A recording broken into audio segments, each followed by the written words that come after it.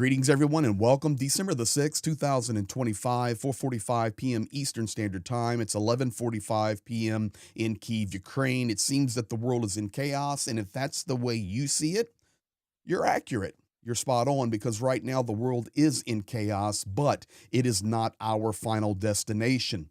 We've seen and heard what has happened in the last 3 to 4 days, whether it's negotiations between Putin and Modi in India, fruitless negotiations seemingly over the territorial considerations of Ukraine because they will not give up their land, and bombshell reports that are dropping from the United States on security that paints the European Union and the nations, our friendly allies, brothers and sisters, as villains instead of the nations that are the villains.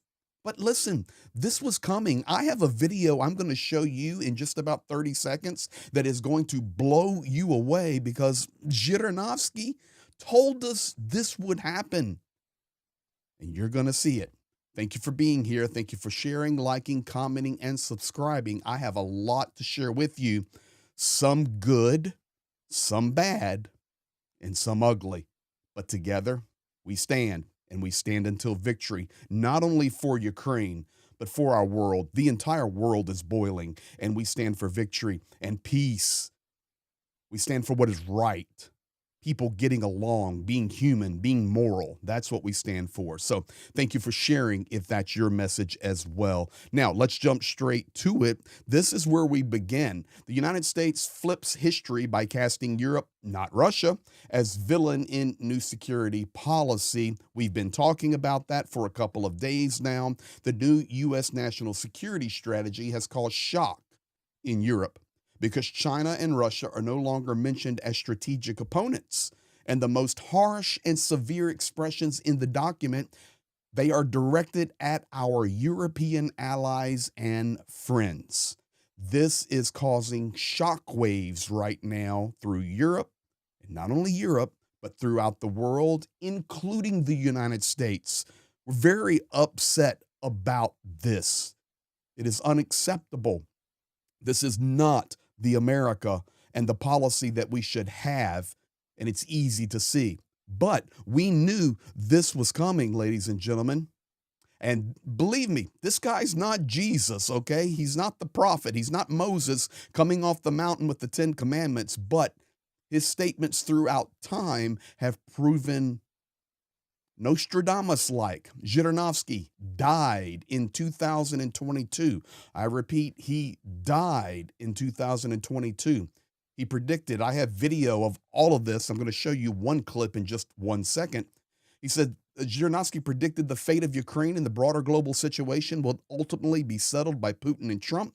He said everything will be decided by Trump and Putin, Putin and Trump, and everything will be calmer. He made that prediction in 2018 when Donald Trump was in his first term. That's when he was talking about this. And then Biden came in, and now Trump has come back on the scene. Very interesting. Now, Zhirinovsky, and I have video of this, also predicted a conflict between Trump and the United States and the European Union. He said Trump, to advance American interest, would be forced to quarrel with the European Union. He argued that the EU, sensing that the U.S. is leaving, reluctant to remain a global protector, would be left confused and uncertain what to do. But do not take it from me. Do not take it from the 100 documented facts that many organizations and media outlets have confirmed this. Let's listen to Zhirinovsky himself. Here it is. Trump, to make America more profitable, will inevitably clash with the European Union, and the EU will sense that America is withdrawing and no longer wants to be a part of that protective system for Europe, and it will cause them to not know what to do. Holy moly, ladies and gentlemen, I remind you that man died in 2022. Is that Nostradamus-like or what? I look forward to your comments on that. Now, what we are seeing is the fruit of that prediction. And I'm not saying he prophesied it into existence. Please do not take that. That's not what I'm saying.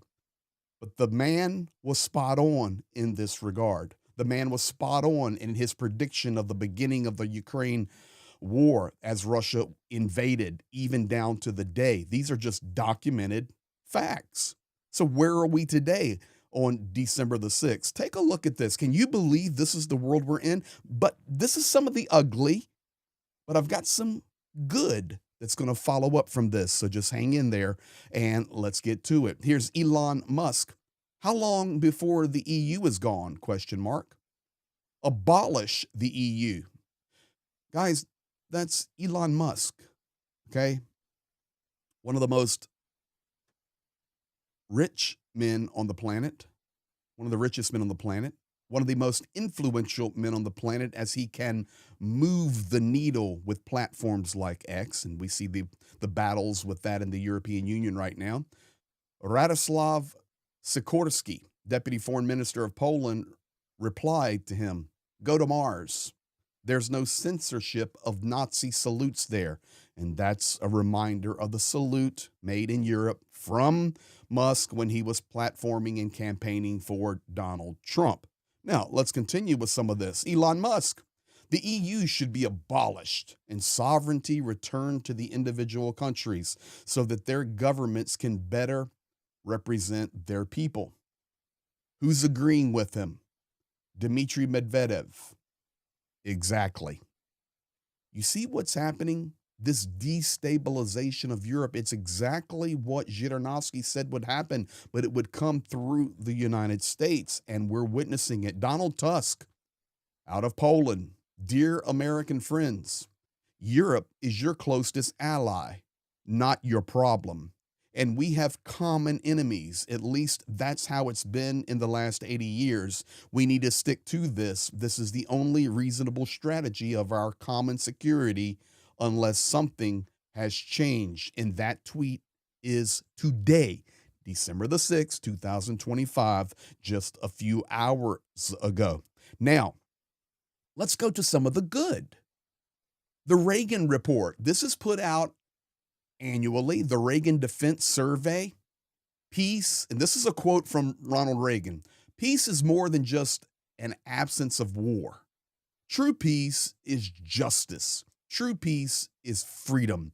And true peace dictates the recognition of human rights. So this survey is put out, and it was put out in conjunction, not, that's the wrong word, put out at a similar time as the new United States security document that was put out by Donald Trump. But look here what the Reagan Defense Survey has discovered through their polling, and that is a majority of Americans, 62%, including 57% of Republicans and 72% of Democrats, say they want Ukraine to prevail in the war with Russia.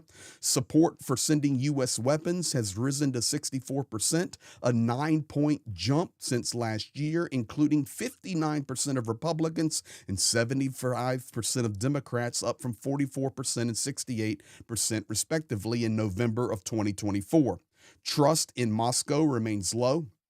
70% overall, including 61% Republicans, 77% Democrats, say they distrust Russia to honor any peace agreement with Ukraine. And when asked what approach the United States should support to resolve the conflict, nearly half favor backing Ukraine's defense of its full territorial sovereignty until all Russian-occupied territory is liberated. That's from the Reagan Report that comes out annually. That's good news. And I know, I hope that the White House, the Pentagon, those in leadership are sniffing, getting some understanding of this report.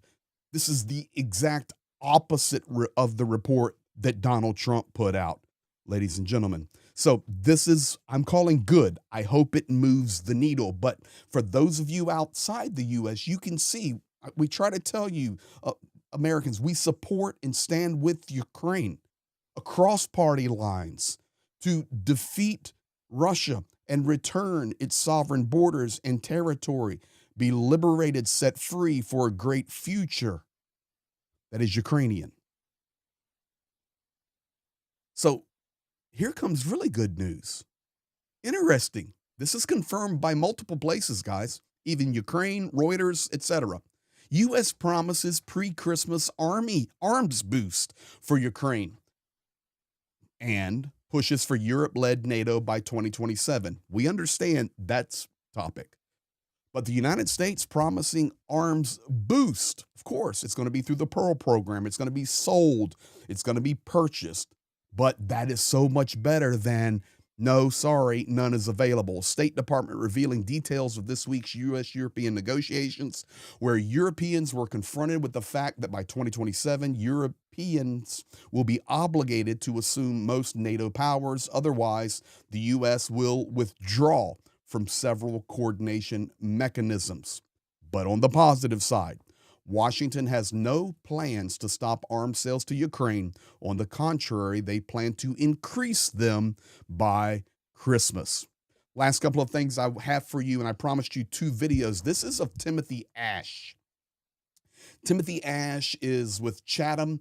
He's an associate fellow with Russia and Eurasia program. He's an expert on sanctions, on Russia, on policy. He's utilized in that area of the world for determining policy on this. Well, at Chatham House there. Just take a listen to this right here. Spot on. Look, I mean, Trump's transactional, but it's also very personal. Everything's about him, making him look the best internationally. Again, the detail doesn't really matter, right? He wants quick deals that are not necessarily sustainable. He can always blame someone else when they go wrong, as is happening with Gaza, And I think on Ukraine, I mean, I think this is a complicated conflict. Well, it's complicated and it's not. I mean, it's crystal clear. Russia is the aggressor. Putin wants the whole of Ukraine. Putin only respects force and power. The answer is for the West to show strength to Putin, to arm Ukraine, to fund Ukraine, to give Ukraine everything it needs to defend itself. And I think that's the only way to stop Putin. And Trump really doesn't get that. Trump just thinks it's about him and Putin. They can have some special relationship. The reality is, Putin's a spy mafia boss. And I think he's running rings around the Trump administration. I mean, sending Steve Witkoff, an amateur in diplomatic terms, to negotiate with Putin is a joke. It's an embarrassment. So I don't think there's going to be a deal on Ukraine. I don't think Trump was going to get his peace prize for Ukraine. And even if there is a short-term ceasefire, I don't think it's sustainable. And I think the end result for Europe will be disastrous. So I think, unfortunately, the war goes on. Okay, so what does Mr. Ash get? Slava Ukraini. Ladies and gentlemen, that's probably, 90 seconds of video there of the best analysis you will hear or see anywhere. He nailed it. He nailed it. And especially now, after President Trump has received his FIFA Peace Medal, so that, because the, Nobel is not coming. So he has a FIFA one now he can wear. Sorry, I couldn't help it. I had to go there. But he says, how can you send Witkoff to talk with Putin? Exactly what I've been saying, exactly what many others have been saying. It is children trying to negotiate with the master. No disrespect meant to Witkoff, but you're not a diplomat. You're just a business dude.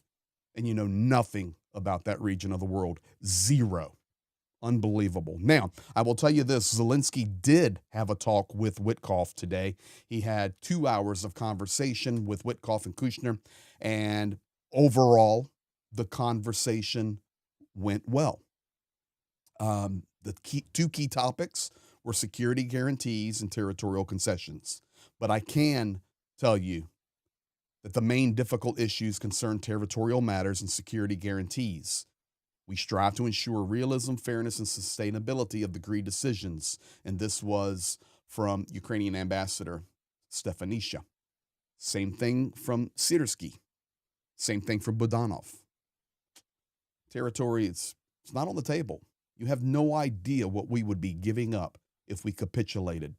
It's not going to happen. So, as you can see, guys, on this Saturday evening or Sunday morning, wherever you're at in the world, this is some good, some bad, some ugly, but mixed all together. We're looking good. We're stabilizing as we go forward and flip through this weekend and get into the next week. Thank you guys for being here. Thank you for sharing. Thank you for liking, commenting, subscribing. We'll keep you posted step by step, day by day, as things unfold. Make sure that notification bell is on and be blessed.